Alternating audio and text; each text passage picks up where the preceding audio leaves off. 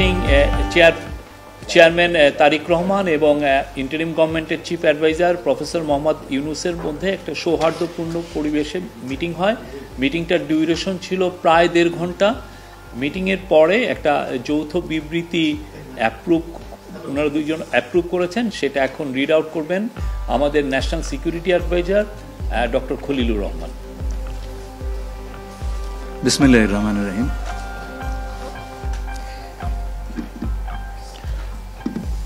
মাননীয় প্রধান উপদেষ্টা এবং বিএনপির ভারপ্রাপ্ত চেয়ারম্যান দুজনের অনুমোদিত যৌথ বিবৃতিটি আমি পাঠ করে শোনাচ্ছি। আজ বিএনপির ভারপ্রাপ্ত চেয়ারপারসন জনাব তারেক রহমান লন্ডনে সফররত প্রধান উপদেষ্টা প্রফেসর ডক্টর মোহাম্মদ ইউনুসের সাথে সাক্ষাৎ করেন। অত্যন্ত সৌহার্দ্যমূলক পরিবেশে তাদের বৈঠক অনুষ্ঠিত হয়। জনাব তারেক রহমান প্রধান উপদেষ্টার কাছে আগামী বছরের রমজানের আগে নির্বাচন আয়োজনের প্রস্তাব করেন। দলের চেয়ারপারসন বেগম খালেদা জিয়াও মনে করেন ওই সময় নির্বাচন অনুষ্ঠিত হলে ভালো হয়। প্রধান উপদেষ্টা বলেন যে তিনি আগামী বছর এপ্রিলের প্রথমার্ধের মধ্যে নির্বাচন অনুষ্ঠানের ঘোষণা দিয়েছেন। সকল প্রস্তুতি সম্পন্ন করা গেলে 2026 সালের রমজান শুরু হওয়ার আগের সপ্তাহেও নির্বাচন আয়োজন করা যেতে পারে। সেক্ষেত্রে সেই সময়ের মধ্যে সংস্কার ও বিচারের বিষয়ে পর্যাপ্ত অগ্রগতি অর্জন করা প্রয়োজন হবে। জনাব তারেক রহমান প্রধান উপদেষ্টার এই অবস্থানকে স্বাগত জানান এবং দলের পক্ষ থেকে তাকে ধন্যবাদ জ্ঞাপন করেন। প্রধান উপদেষ্টাও জনাব তারেক রহমানকে ফলপ্রসূ আলোচনার জন্য ধন্যবাদ জানান। আপনাদের সবাইকে ধন্যবাদ। আমরা 7টা কোশ্চেন নিব। আপনারা কোশ্চেনগুলো করবেন হচ্ছে আমাদের national security adviser doctor Khalilur Rahman এবং বিএনপির স্ট্যান্ডিং কমিটির মেম্বার আমির খসরু মাহমুদ চৌধুরী। প্লিজ।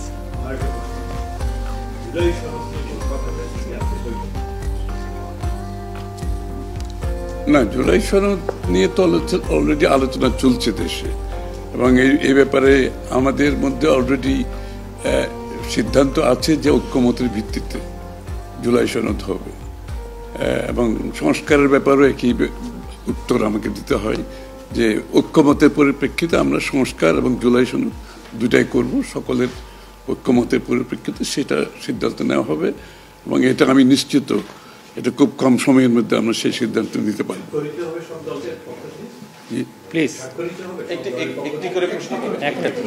হ্যাঁ, ঐক্যমত যেখানে হবে স্বাভাবিকভাবে ঐক্যমতের পরিপ্রেক্ষিতে যে সিদ্ধান্ত হবে স্বাক্ষরিত তো হবেই, না হওয়ার কোনো কারণ তো নেই। Please please please please please. উনি হচ্ছে যে যেটি বারবার যে কথাটি বলা হচ্ছে যে রুটম্যাপ নির্বাচনের একটি সঠিক তারিখ নির্ধারণে আসলে সমস্যাটা কোথায়? একটি সঠিক তারিখ সুনির্দিষ্ট তারিখ এর কোনো সমস্যাই নাই। আমরা কোনো সমস্যা দেখছি না। কেউ দেখলে পারে এটা ভুল দেখছেন। নির্বাচনের সম্পর্কে আজকে যৌথ বিবৃতিতে আমরা বলে দিয়েছি দুপক্ষই, এবং নির্বাচন কমিশন আমরা আশা করব শীঘ্রই একটা তারিখ ঘোষণা করবে।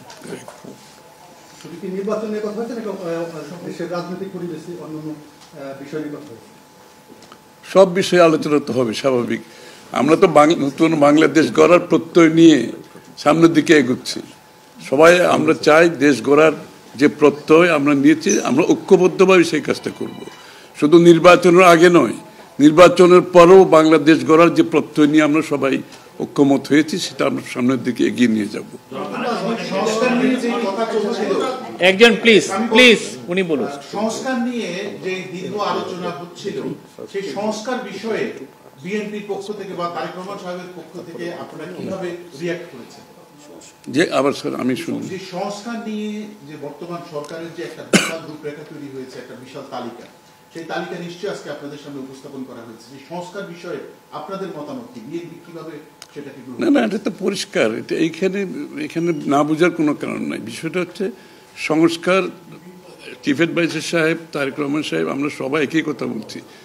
যে বিষয়গুলোতে ঐক্যমত হবে সেগুলোতে সংস্কার হবে, তাই না? তো সংস্কারের বিষয়টা একটা চলমান প্রক্রিয়া। এমন না যে আজ সব সংস্কার এখন শেষ হয়ে যাবে। এটা নির্বাচনের আগেও কিছু সংস্কার হবে যেখানে ঐক্যমত হবে, আর নির্বাচনের পরেও সংস্কার অব্যাহত থাকবে।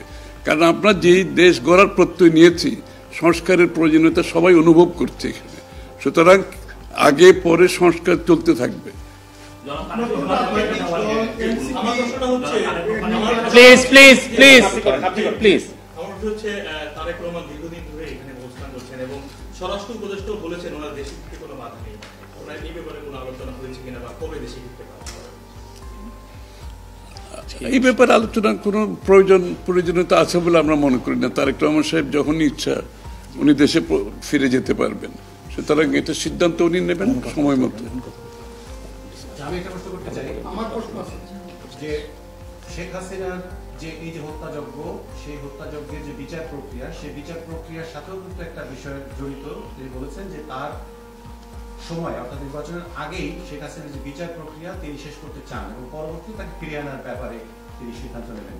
এই ব্যাপারে আলোচনা হয়েছে কিনা, এবং যদি সেটা হয়ে থাকে তাহলে সেটাও এই নির্বাচনের রূপরেখার সাথে এটা কোনো প্রভাব ফেলবে কিনা?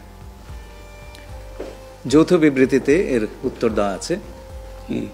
সংস্কার এবং বিচার দুই বিষয়ে পর্যাপ্ত অগ্রগতি কথা বলা হয়েছে এবং আমরা মোটামুটি কনফিডেন্ট যে এই অগ্রগতি আমরা নির্বাচন আগেই দেখতে পাবো, সম্পন্ন করা যাবে। রাজনৈতিক দল এনসিপি নির্বাচন কমিশন সংস্কার ছাড়া নির্বাচনে যাবে না বলে ঘোষণা করেছে।